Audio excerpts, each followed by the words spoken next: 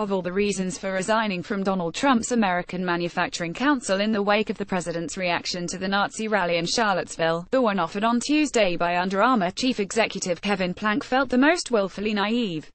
According to the boss of the sportswear firm, he was stepping down because Under Armour engages in innovation and sports, not politics. Oh dear. I'm not quite sure what Plank imagined he was getting Under Armour into when he took his seat on Trump's American Manufacturing Council, but I can't believe he really is so dim that he thought it was just an American Manufacturing Council. Furthermore, I can't believe he doesn't realize that big-time sport and politics are indivisible.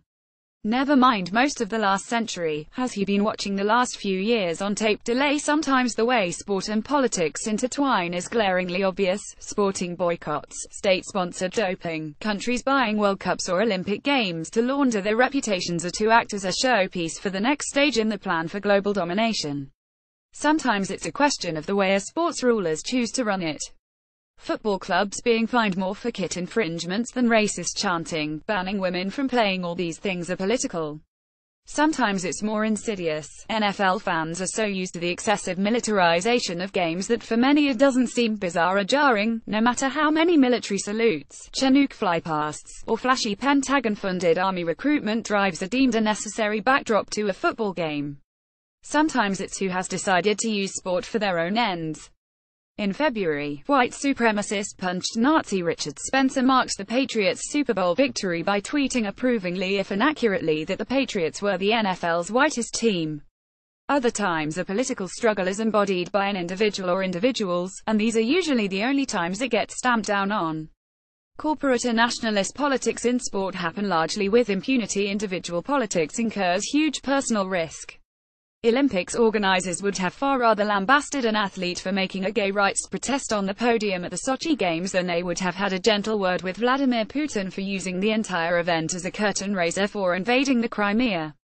There's politics and politics. You pick your battles. Helicopters fly over Nashville's Nissan Stadium during the salute to service pre-game activities before the NFL game between the Tennessee Titans and the Green Bay Packers on the 13th of November 2016. Photograph James Kenner. Yep, Under Armour's Kevin Plank has picked his battles, and made a commercial decision. The highest profile athlete to wear Under Armour is NBA legend Steph Curry, who along with The Rock had already voiced serious disquiet when Plank pledged allegiance to Trump earlier this year, and after Charlottesville might reasonably have been expected to walk from Under Armour if its chief executive didn't walk from the American Manufacturing Council.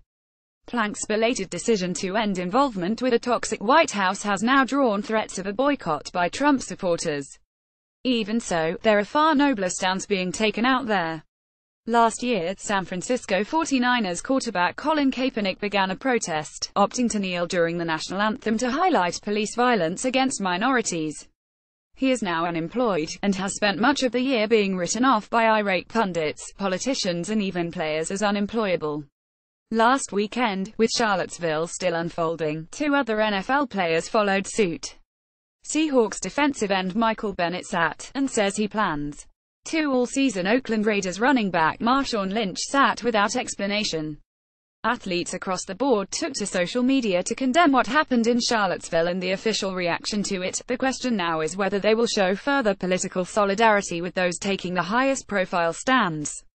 The sports writer Dave Zirin noted that two white athletes with connections to Charlottesville, Philadelphia defensive end Chris Long and Washington Nationals pitcher Sean Doolittle had come out and condemned the Nazi march, and the reaction to it. Zirin hoped this marked a watershed moment, where white athletes would feel compelled to show solidarity with the protests of black athletes. Michael Bennett had told him, if we want to get anything done, we need white athletes to stand alongside us. It can't just be our voices, our burden. Well, quite. Business Uber Alice can be just as much a political position as any other, and clearly one deeply felt by many chief executives. But let's forget the congratulatory messages to the likes of Plank for belatedly deciding to act the idealistic ingenue, and instead reserve support for those athletes now taking personal risk because they always know, that sport is political. The Premier League at 25, who's taking the credit now. Adorable scenes from what appears to be the Doha Airport Caviar House stand again, as Richard Keys and Andy Gray celebrate a very special landmark in the relationship. Namely, the time they created the Premier League. As Kesey puts it in a tweet accompanying a shot of them cuddled up, 25 years ago we helped spark a football revolution. Happy anniversary us, and now we're doing it all again. Well, there's a lot to unpack there. Primarily, you'll note that Richard and Andy are just some of 368 people, basically implying they invented the Premier League back in the day, as the latter celebrates 25 years this week. Indeed, you could have spent much of the past month wading through faux self-deprecating interviews with various chaps who had something to do with it all, but mostly belong in a category with that Dr. Evil speech from Austin Powers. My father would womanize, he would drink. He would make outrageous claims like he invented the question mark. Still, not all of them are forced to live in exile.